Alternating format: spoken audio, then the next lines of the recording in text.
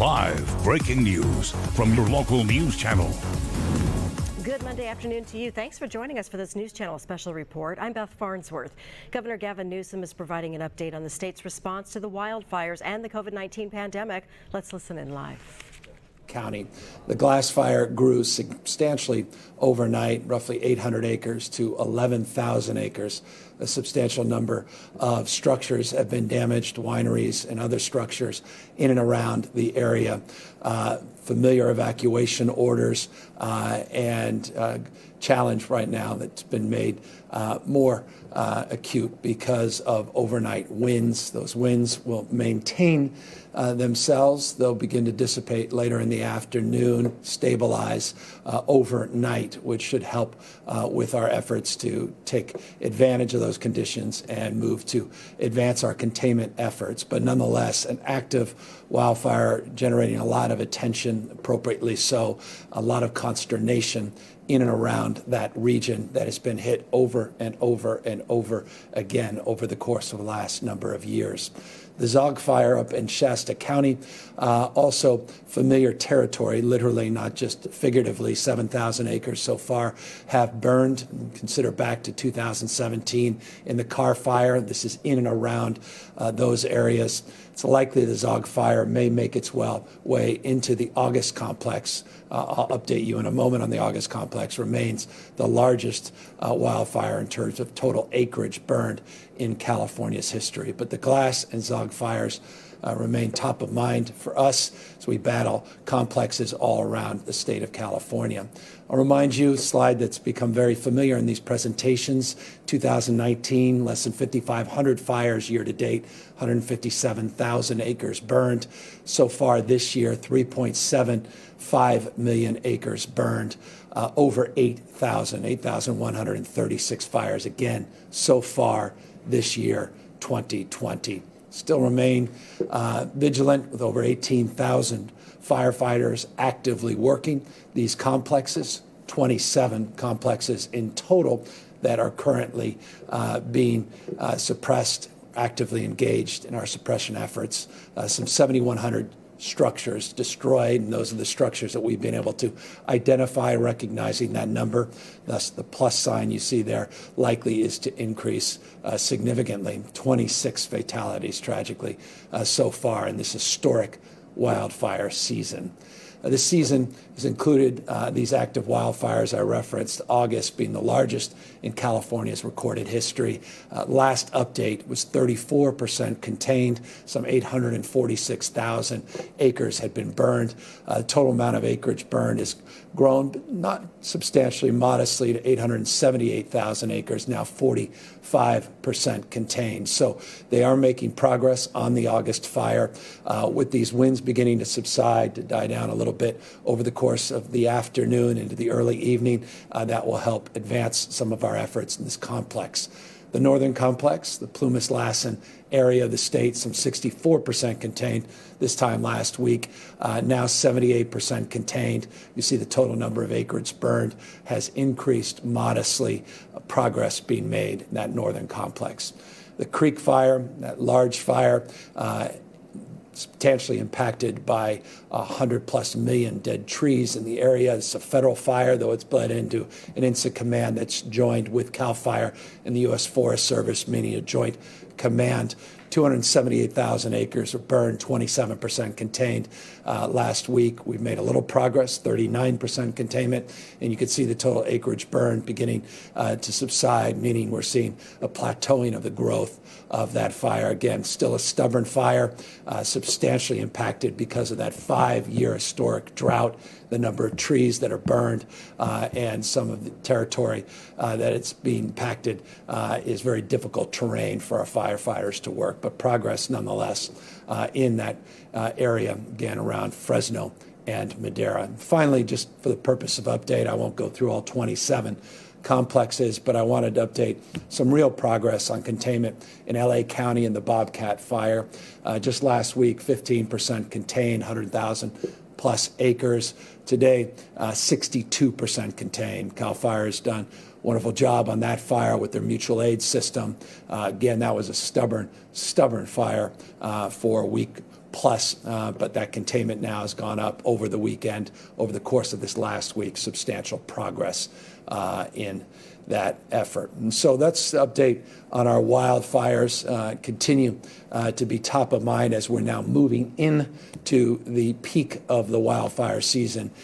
This is a time of year you start to experience the Santa Ana winds down in Southern California, which we'll see some activity later this afternoon, overnight into the early part of tomorrow. So we're monitoring that and a lot of prepositioned assets, a lot of vigilance related to those Santa Ana winds. Very familiar to the people in Southern California, but you combine the heat, you combine the dryness, you combine all the other activity that has led to this historic wildfire season. Clearly, we are maintaining our vigilance, and that remains a top area of focus in this state. Northern California, as I said, the winds beginning to die down as the rest of the day. We move through the rest of the day. Very hot temperatures, very dry conditions, and that means we have a chance at least to get some more aircraft in, DC-10s, the 747s, become very familiar to the people here in the state of California. 117 aircrafts now working these fires all throughout the state of California. Mutual aid system where we've now requested more additional resources above and beyond the resources we have from 6 different states. But we are, again, fully operationalized in terms of the resourced and very abundant mutual aid system that many of you become very, very familiar with. I want to just thank administration, FEMA, for securing 2 FMAGs in those, the Zag fire and the new fire in Napa County, the glass fire. We're pleased to have received those overnight. We have additional emergency declarations into the White House more broadly as it relates to addressing the needs of individuals and businesses and counties and communities torn apart because of some of these other active wildfires in the state. As it relates to putting out fires, of figurative terms, we're trying to do what we can to maintain the progress as it relates to the spread and transmission of COVID-19. Here in the state, you see the latest numbers, 2,955 individuals as of September 27th testing positive for COVID-19. That is lower than the 7-day average of 3,367. We're seeing real progress in total number of tests beginning to go back up as we've been able to navigate some of the challenges associated with the heat wave and some of these other fire complexes impacting our daily average of total number of tests conducted. But you see that number coming back up north of 116,000 over the weekend, was north of 150,000 both on Saturday and Sunday. The good news is the positivity rate continues to trend downward. 2.8% positivity rate over a 14-day period. You could take a look at where we were 14 days ago at 3.6% positivity, now down to 2.8%. The 7-day is slightly higher than the 14-day, and I'm going to get to that in a moment at 2.9%. But nonetheless, we're seeing a continuation of the decline that occurs, of course, not surprisingly, not only in the positivity rate, but you're seeing the hospitalization numbers here in the state, a 20% decrease over the course of the last 14 days. ICU admissions tracking similarly, a 21% decrease. I say all of this with a point of consideration and caution, though that caution has brought to bear, that consideration rather, not caution, has brought to bear some progress with these county tier reports. Tomorrow, you'll get an update from Dr. Galley every Tuesday on our tier status. I could preview that we anticipate a number of counties moving and progressing into new tiers, which is a very encouraging sign. You've seen just in the last few weeks, we had 38 counties in purple, 9 counties in red. You could see today 25 counties in purple, less, good news, more in red, more in orange. We anticipate some more counties tomorrow moving into yellow tiered status. So again, as we move away from red into orange and yellow, more and more opportunity to modify our conditions as it relates to business activity. But as I said, there's some points of consideration and caution in these numbers, and I want to just focus on that briefly here for a moment. While it's true we have seen a threefold decrease in the total number of cases since our peak mid-July, we are seeing early signs that those decreases are beginning to slow down. They're beginning to plateau as it relates to total number of new cases. What concerns us more is not just the plateauing of cases, again, seen decrease, but a plateauing. But it's some regions that are beginning to see an upward trend in what we refer to and what is commonly referred to by our health representatives, and that's the R effective. Let's take a look here at 3 different areas of the state where we are seeing some increases, not necessarily in cases, but in terms of the R effective. Here at 0.95%, you'll see in the Bay Area, Alameda, Contra Costa, Santa Clara, among many counties, you can see that trend line where in the last few weeks, the R effective is beginning to march back up. That straight line is the R effective of 1. Anything north of that, we can start seeing an increase in cases. We want to keep that R effective below 1. Currently in the Bay Area, it's now sort of snuck back up to 0.95. You can see here in the lower part of Southern California, and this is around Imperial, Orange, Riverside counties, elsewhere, you can see similar trends. This is at 0.97 are effective in these ensembles of counties, or assemblage of counties that we've put forward. Those include San Diego County as well. So still below 1%, the R effective 1 rather, but nonetheless, some concerning trend lines in the last 7, 8, 9, 10 days as it relates to increase of R effective. Let me underscore that trend of concern. And this is what we refer to lazily as the upper Southern California area. More difficult to quantify when you see sort of the ensemble of counties that we included here. Central Coast, a little bit of Central Valley, and the sort of northern part of LA, what we refer to as upper Southern California. This R effective is represented on this slide at 1.02. 1.02 in Kern, LA, San Luis Obispo, Santa Barbara, and Ventura County when you pull them all together. So again, some concern and some points of optimism all mixed into one, but it is simply a reminder of what many had projected and predicted. And that is, we have just come through difficulty of a first wave, but the anticipation of a second wave of this pandemic into the fall season. I believe this morning there were 26 states that have seen an increase in their total number of cases. This is, again, what science had predicted. If we go back to our original form, if we're not cautious, if we're not vigilant, if we're not wearing our masks, if we're not practicing social distancing, physical distancing, and hand washing and hygiene, these numbers can start to tip back up, and that's going to put pressure on our tiered plan and put pressure on our ability to reopen not just businesses, but to get our schools open, again, a top priority for each and every one of us. So I cannot impress upon people more the importance of remaining vigilant, the importance of continuing to do the things that all of you have done over the course of the last month and a half, where we have once again tamed the growth of the transmission rate in the state of California. Never over a 14-day period did we present north of 8% positivity rate, substantially better than the vast majority of states in the southern part of the United States, be it Texas and Arizona, obviously places that have highlighted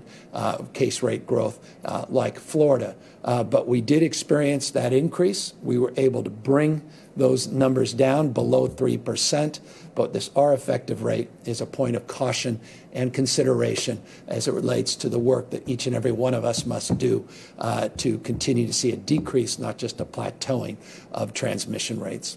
Speaking of seeing a decrease, not just a plateauing of rate of growth, we have to address this issue of homelessness. And I continue to maintain a vigilance, a focus, a commitment, and resolve to do more and do better in this space. And forgive the transition from wildfires and the transition, the crisis of COVID, but I certainly argue that the homeless crisis in this state deserves similar attention and resolve and approach.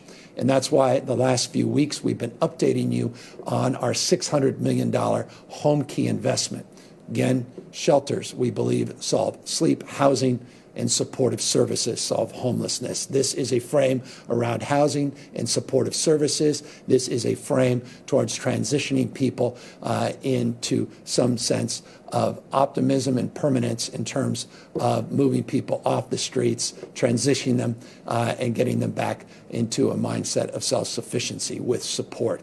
We have now announced, or rather we are announcing today, our third round of awards. We've already now awarded $450 million, over 3,300 new units that will come up in very short order. This is not necessarily new construction. This is about innovation, adaptation, and I'll give you some examples here in a moment where this new round, this third round of $137 million of awards will go. 19 different projects, 15 jurisdictions. Here's just a sampling of some of those jurisdictions and some of the projects and some of the innovation that we're calling for. And when I say innovation, that's time to project completion as much as it is new strategies. But more important than anything else is moving as this crisis demands with resolve and not waiting 2, 3 years, 4, 5, 6 years, as is often the case between a proposal and a project being completed. But you can see here in Lake County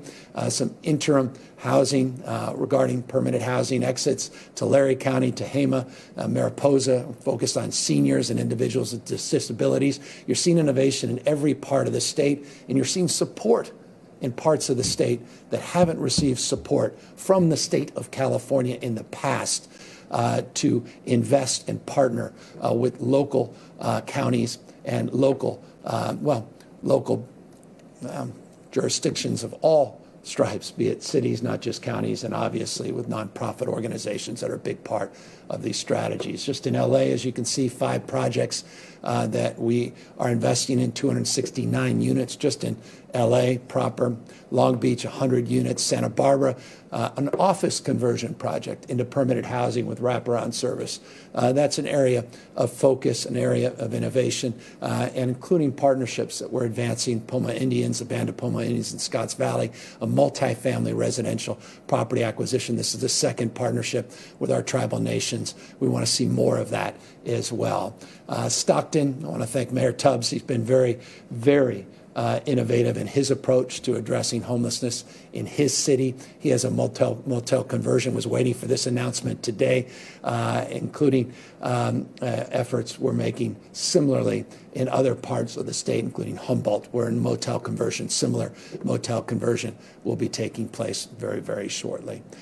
We have $200 million, and this is very exciting from at least my perspective and vantage point, and I hope from yours as well. We have found unallocated money, C-19 money, meaning COVID-related money, $200 million of additional money that we now want to invest in our home key funding.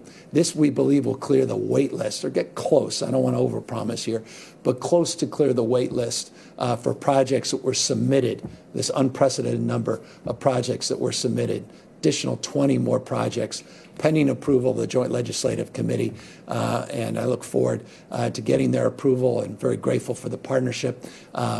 Holly Mitchell, many others that are part of that Joint Legislative Committee. Once they sign off on this additional $200 million, we're going to try to get these dollars out into these communities, try to clear as much of that wait list as we possibly can. That will put us at over $800 million in just a few weeks.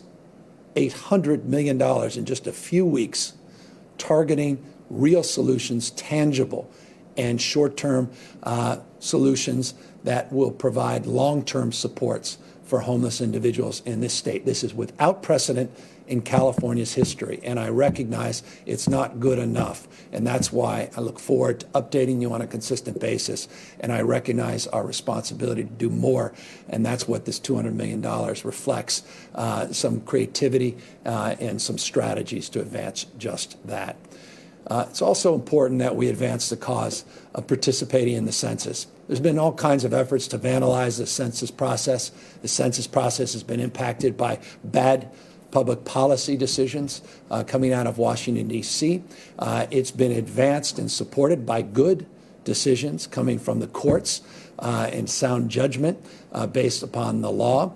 As well, it's been impacted by a myriad of issues, be it floods in certain parts of the country, fires out here on the West Coast, and clearly been impacted by what's happened with COVID-19. And that's why it's critical, absolutely essential, that all of us participate in the census. And I say now because we don't have much time left to complete our census forms. Now, the current court decision that went into effect pushed back against efforts by the current administration in Washington, D.C. To end the census immediately, which has no other purpose than to undercounting the number of American citizens, deepening a divide of distrust, and reducing people's voice in Congress, representation, and support.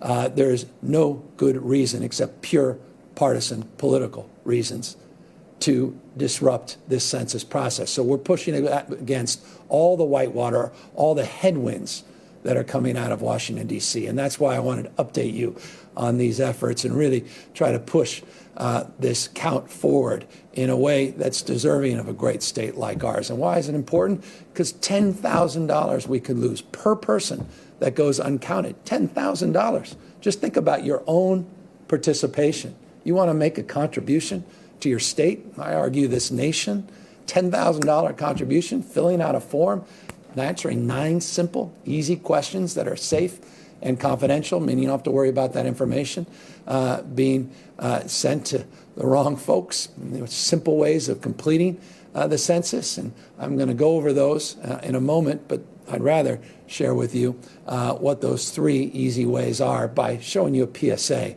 that we're promoting, not just today, but it's been up for now a few days. 3 quick and confidential ways you can better our communities simply by completing the 2020 census. Take the census online. Visit my2020census.gov. Next, select Start Questionnaire and answer questions about your household. No census ID required. Give us a call. You can complete the 2020 census by phone in 13 languages. Mail in. If you've received a questionnaire in the mail, you can fill it out and mail your form to the U.S. Census Bureau using the envelope that came with the questionnaire. It's that easy.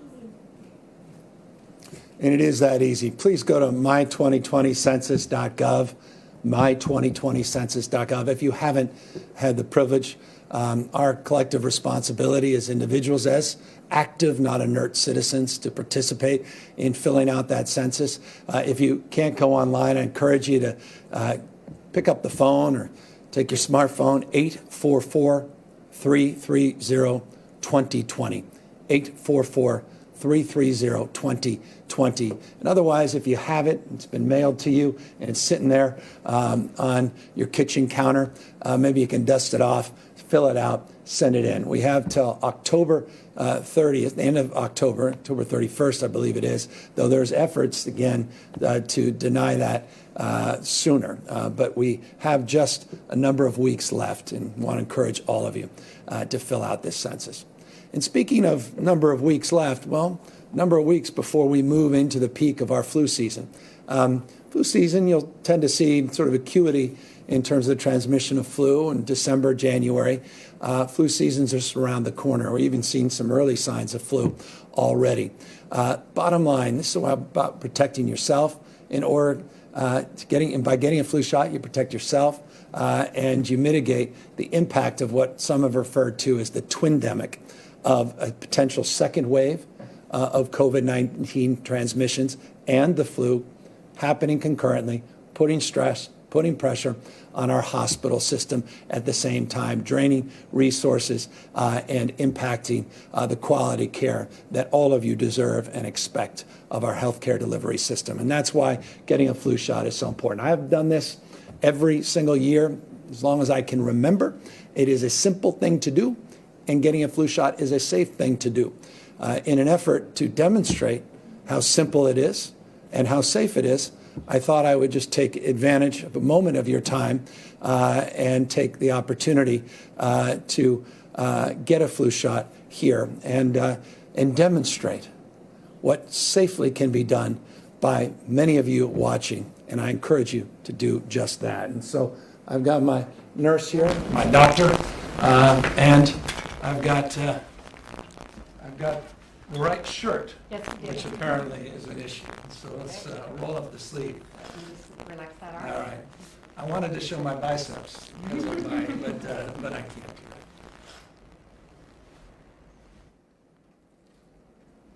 and just relax.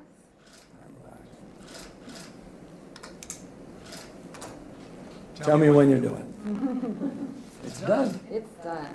About as simple a thing as any of us can do. So I encourage everybody to get a flu shot. I thank you for this demonstration. And I remind everybody that the flu season is just around the corner. And so I cannot impress upon you more the importance, the power and potency of getting a flu shot, mitigating the spread and transmission of not only the flu, but as well impacting our ability to care for you, your loved ones, members of the community, as it relates to the spread of COVID-19.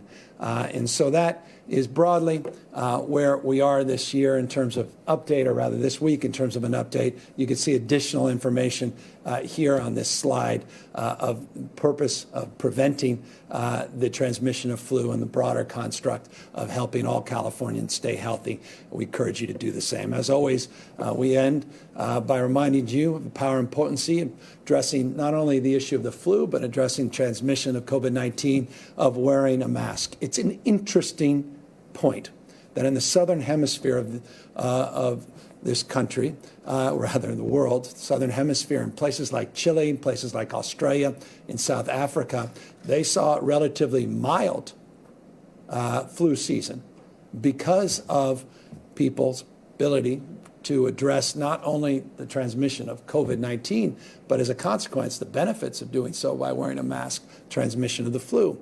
So practicing physical distancing, washing your hands, minimizing mixing, and wearing these masks will also help us with flu season, not just with transmission of COVID-19. So this slide, very familiar to all of you, is even more important in that frame and in light of our pending flu season. So with that, happy to, of course, answer any questions. And again, thank everybody for your time and your attention. Jeremy White, Politico. Hey, Governor. Thanks for giving us some time. You have been among many Democrats who have warned about what the impact of a sixth conservative justice on the Supreme Court would be.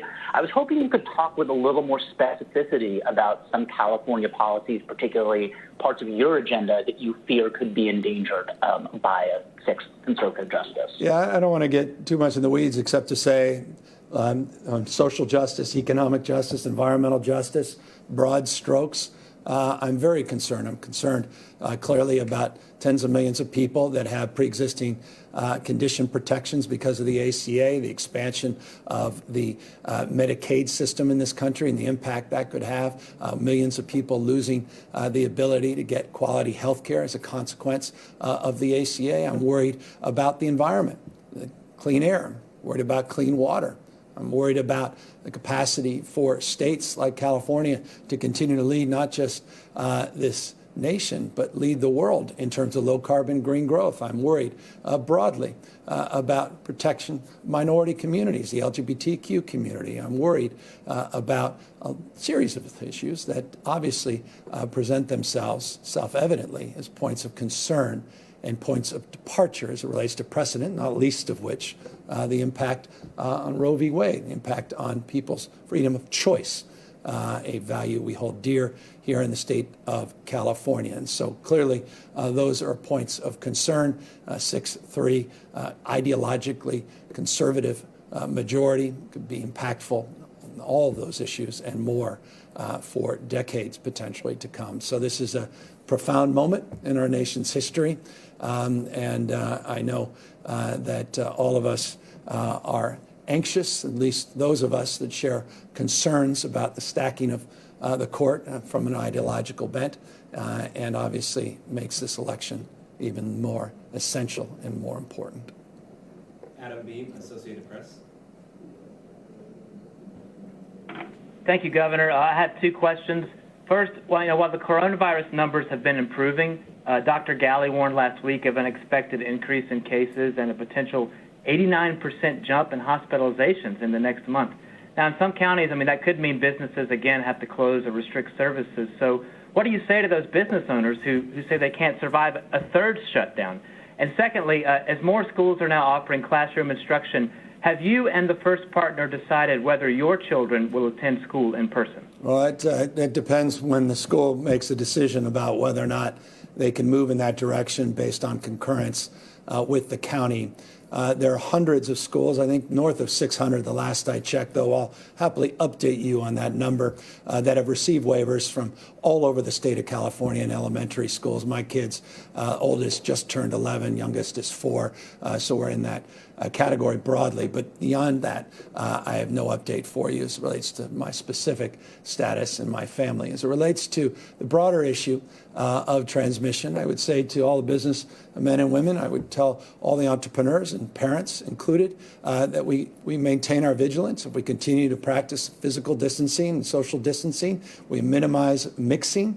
If we abide by these mask mandates, then we can substantially address the concerns that you raised in your inquiry, and that's fundamental and foundational. We all need to maintain our vigilance. As we modify, as we make progress, and we are making progress, you will hear Dr. Galley tomorrow update you on the tiered status. Many new counties are moving into new tiers that will allow them to modify with modification to begin to reopen businesses and the like, that we do so safely and we do so with our eyes wide open, that we again are moving into the fall. And so if people can take seriously and not let their guard down, take seriously this moment as we transition through the fall and hopefully into spring, where we have a vaccine and we can turn the page on COVID-19. If we can do everything in our power to mitigate that spread in the course of the next number of weeks and number of months, then we can avoid the example that you just set forth. Angela Hart, Kaiser Health News.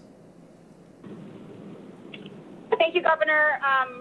I'm sorry if there's a little bit of background noise. I just wanted to ask you sort of a bigger picture question on healthcare-related legislation. I understand even if it's more of a broad question, not necessarily asking about a specific bill. With lots of people losing their health care right now, I wonder if there's anything that you're going to do this year from a broad perspective to address some of those challenges legislatively. Is there anything that will help people with coverage or even cost-cutting measures? And then kind of looking forward, I also was wondering, similar question, pitching into next year, is there anything realistically on the healthcare cost or expansion effort that will be realistically possible that's on your agenda next year? Yeah, we're committed to universal health care in the state of California. We made progress to advance the cause of not only physical health this year, but also brain health. New parity bill, package of mental health, substance abuse reforms that I signed just last week as an example of those efforts. We are committed to the long haul of not only reforming our Medicaid system, Medi-Cal here in the state of California through a program called CalAIM into the future. It was delayed because of budgetary constraints this year, but that reform we are committed to advancing over the course of the next few years to reimagine our mental health and physical health financing system, funding system, incentive system, prevention system, a program that we have worked hard to design, and now a program that we look forward to advancing. So we are committed to that cause. I'm already working through the last, few dozen bills that are on my desk ending this legislative session. They have to be done by this Wednesday, but also concurrently working on next year's budget. And healthcare has long been a top priority for me, my administration, and long-term health care is also a frame of concern around issues of seniors as well, not just individuals on the related to our current marketplace, but looking long-term at bringing down the costs of health care and addressing the needs of an aging and graying population. So all of that is on the agenda. All of that we will advance. The question is, where is the economy? The question is, what is our capacity to deliver on some of these bold ideas? And that's going to be determined by a number of issues that will take place, or rather take shape, over the course of the next number of months, and that's around macroeconomic recovery, ability to mitigate the spread and transmission of this disease that will aid to that economic recovery, general fund revenue, and who the next president of the United States is. David Baker, Bloomberg News. Governor, I wanted to ask something related to the fires. We have, as a state, put a lot of money and effort over the last couple of years into trying to prepare for fire seasons, to reduce the likelihood of major fires. And yet we are now seeing fires even in areas that burned within the last 5 years. Are there any steps you're thinking of in the future that we need to take that we haven't so far? Any other way we can attack this problem?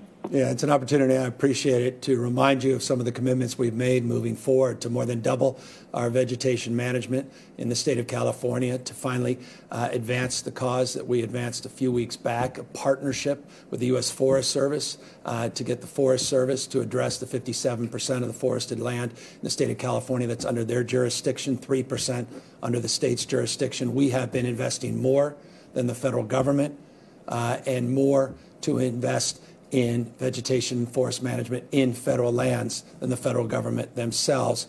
New partnership that is taking shape will advance a more coordinated strategy and will provide more resources from the federal government, which should help aid and advance our efforts around prevention. Accordingly, we did 35 high-profile projects in the state of California. We were able to complete those within about 15 months. Some of those were on the docket, 10, 15 years to be completed. We were able to get them done in 10, 15 months. We're taking that spirit and we're taking that proposal and we're putting it to scale. And this is a specific answer to your question.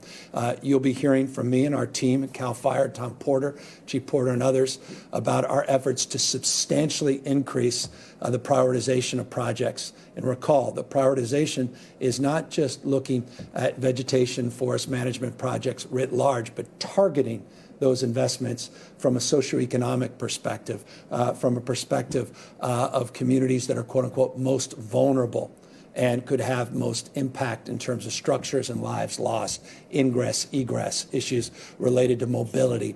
And so you'll be hearing a lot more about those efforts in the coming weeks. In addition to that, as I just noted, I'm putting together next year's budget in real time. We put an historic amount of money in the budget. Going back to last year, the Brown administration, the first 2 years of my administration, we're going to do more still to invest in prevention, pre-deployment of assets, more firefighters, better technology, Techno-Silva technology, which was part of our IF2 proposal of innovation, has really aided our efforts this year in looking at predictive fire analysis, allowing us to pre-position assets based upon weather patterns using some of the latest technology. We have infrared technology, new cameras that have been deployed not only by the state but by the IOUs themselves, more still coming in that space.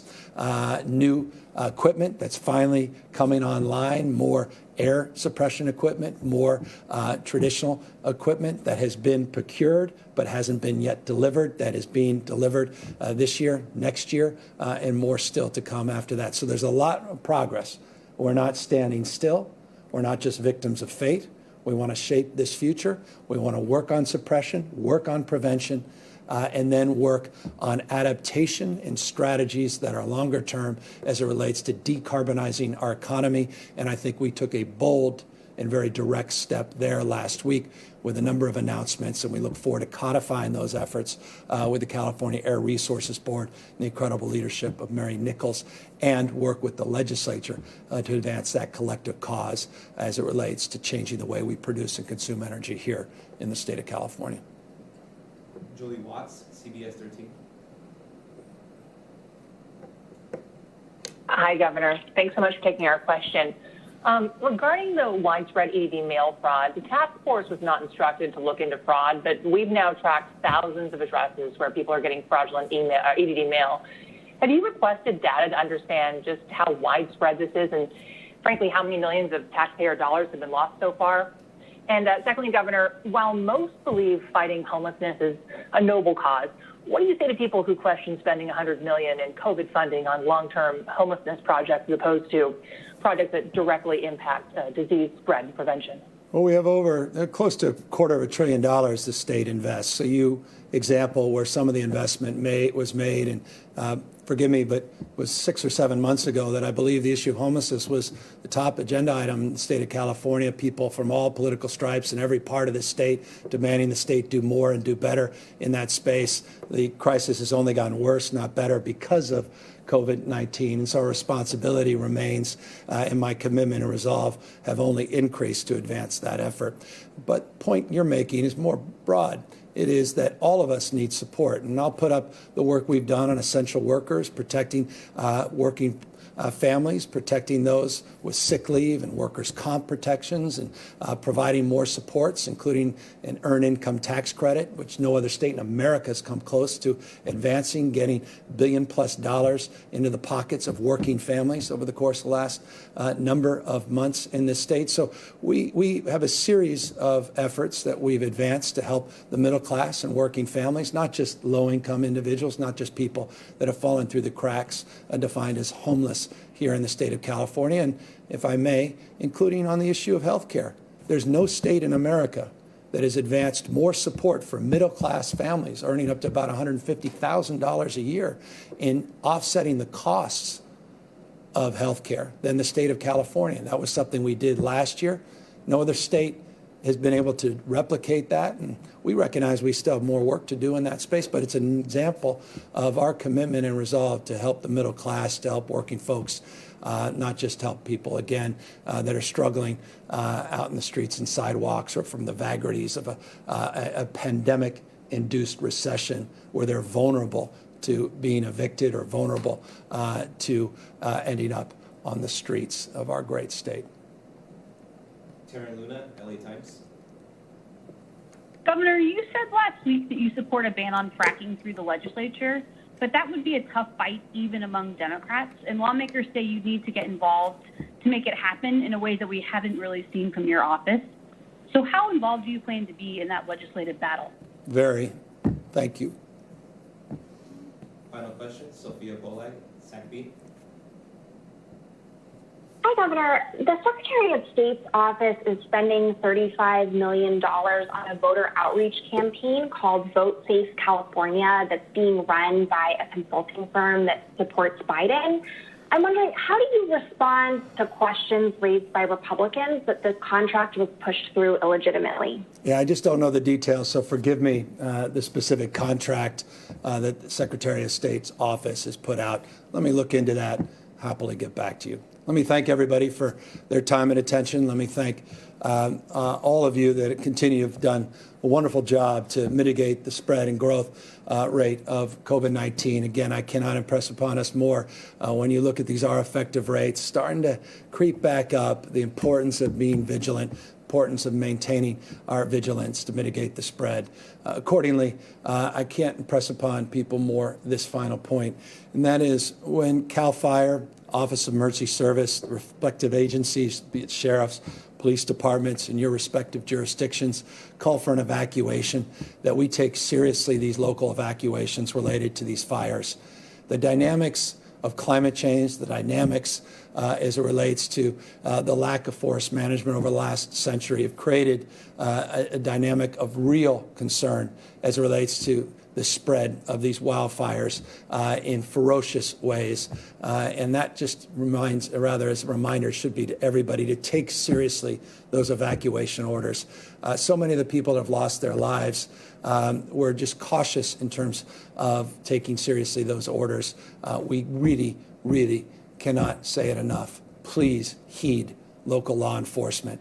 Please listen to them when they raise that alarm bell and when they try to put to use the resources at bear to focus on the fires, not just focus on the evacuations. And so evacuating helps us mitigate the spread of these fires, impacts our suppression efforts in a very tangible and real way, allows our firefighters to do what they're hired to do first and foremost, and that's to get out and save your property and save your lives.